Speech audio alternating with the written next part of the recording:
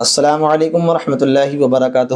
آپ دیکھ رہے ہیں چینل فیضان علاء الدین، اور ہم آپ کی خدمت میں بہت ہی بہتر ویڈیو لے کر آتے ہیں۔ پھر سے حاضر ہیں بہت ہی بہتر کلپ کے ساتھ، اور یہ کلپ بہت ہی ضروری ہے آپ لوگوں کے لیے، کیونکہ ہم میں سے بہت سے ہمارے احباب پریشان رہتے ہیں اس بات سے کہ وہ کماتے تو بہت ہیں لیکن ان کی کمائی میں برکت نہیں ہوتی۔ آئیے ہم جان لیتے ہیں کہ کون سی وجوہات ایسی ہوتی ہیں جن وجہوں سے ہمارے رزق کی دروازے ہمارے لیے بند کر دیے جاتے ہیں، اور ہمارے رزق ہمارے اوپر تنگ ہو جاتا ہے، اور ہمارے کاروبار میں اچانک سے روک لگ جاتی ہے۔ کون سی ایسی وجوہات ہوتی ہیں اور برکت کس طریقے سے ہوگی اور برکت کیوں رکتی ہے، تو آئیے جانتے ہیں اس بیان کے ساتھ میں۔ تو مفتی سلمان صاحب کا بیان ضرور سنیں۔ ابھی کل ہی کی بات ہے، میرے سامنے ایک بات آئی تھی، تجربے کی ہے، اس لیے میں آپ کے سامنے کہہ رہا ہوں۔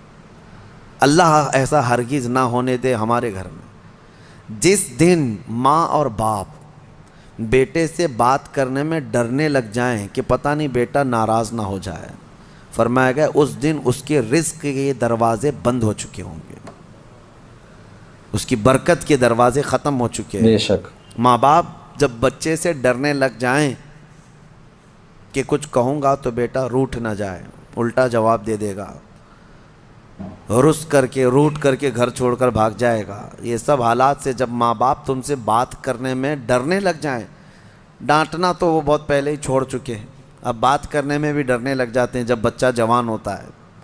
اصل خدمت اور اصل فرمانبرداری یہی ہے کہ تم جوان اور طاقتور ہو اور وہ بوڑھے ہو چکے ہیں، اور جب ماں باپ جوان رہتے ہیں اور بچہ چھوٹا ہوتا ہے سب ادب کرتے ہیں، کیونکہ اس وقت ماں باپ طاقتور ہیں، کما بھی رہے ہیں، اور بچے کے اندر طاقت نہیں، وہ عزت ہی کرتا ہے، احترام کرتا ہے۔ اصل عزت اور احترام اس وقت ہے جب تم کما رہے ہو، طاقتور ہو گئے ہو اور ماں باپ بوڑھے ہو چکے ہیں۔ اب دیکھا جائے گا تمہارا امتحان کہ تم اپنے ماں باپ کے ساتھ اب کس طرح سلوک کرتے ہو۔ اللہ کریم ہم سب کو والدین کی فرما برداری عطا فرمائے، اور جن کے والدین موجود ہیں وہ خدمت کر کے وہ جنت حاصل کریں۔ قرآن پاک کی ایک آیت اللہ تعالیٰ نے یہ بھی فرمایا، وَلَا تَمْشِ فِي الْأَرْضِ مَرْحًا، زمین میں اکڑ کر مت چلو، إِنَّكَ لَن تَخْرِقَ الْأَرْضَ وَلَن تَبْلُغَ الْجِبَالَ طُولًا، تمہارے اکڑ کر کے چلنے سے نہ زمین پھٹے گی نہ تم یعنی پہاڑوں کے برابر بلند ہو سکو گے۔ تم ذرا دیکھو تمہاری حیثیت کتنی ہے۔ جو لوگ اکڑ کر کے گردن اونچی کر کے چلتے ہیں ان کے لیے کہا گیا ہے کہ غرور اور گھمنڈ آدمی کو ڈبو دیتا ہے، اور یہی غرور دنیا کا سب سے پہلا گناہ ہے جو شیطان کے اندر آیا۔ اس نے آدم علیہ السلام کو سجدہ جو نہ کیا وہ اکڑ ہی تو تھی، میں کیوں جھکوں اس کے سامنے، اور یہ اکڑ اللہ کو بالکل پسند نہیں۔ حدیث پاک میں ہے قیامت کے دن جو غرور اور تکبر کرتے تھے ان کو چونٹیوں کی طرح بنایا جائے گا، اور پورے اہل محشر سے کہا جائے گا ان کو اپنے پیروں سے روندو۔ غرور اور تکبر نہ آنے کے لیے جو علاج ہے اس میں کوشش یہ کرو کہ سلام میں تم پہل کرو، مسلمان کو دیکھو تو پہلے سلام کرو۔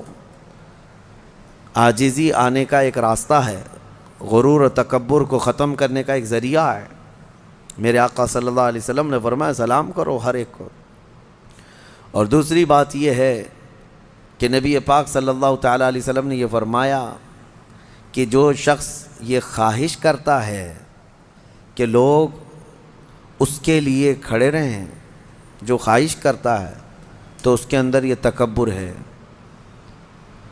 جو شخص یہ خواہش کرتا ہے کہ لوگ اس کے عزت کے لیے کھڑے رہیں، وہ اس کے اندر غرور ہے، تکبر ہے۔ ہاں بغیر اس کی خواہش کے کوئی تعظیم کرتا ہے تو یہ اس پر قصور نہیں ہے۔ علماء کرام کا، اساتذہ کا، مشائخ کا ہم ادب کرتے ہیں، کھڑے ہوتے ہیں، لیکن ان کے حکم سے نہیں ہے، یہ ہم اپنی عاجزی کے ساتھ کھڑے ہوتے ہیں۔ یہ ادب ہر ایک کے دل میں ہے۔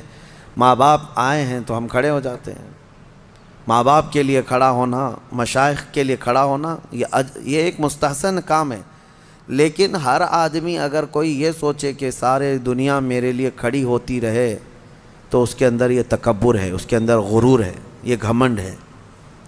اللہ تعالیٰ ایسی چیزوں سے محفوظ فرمائے۔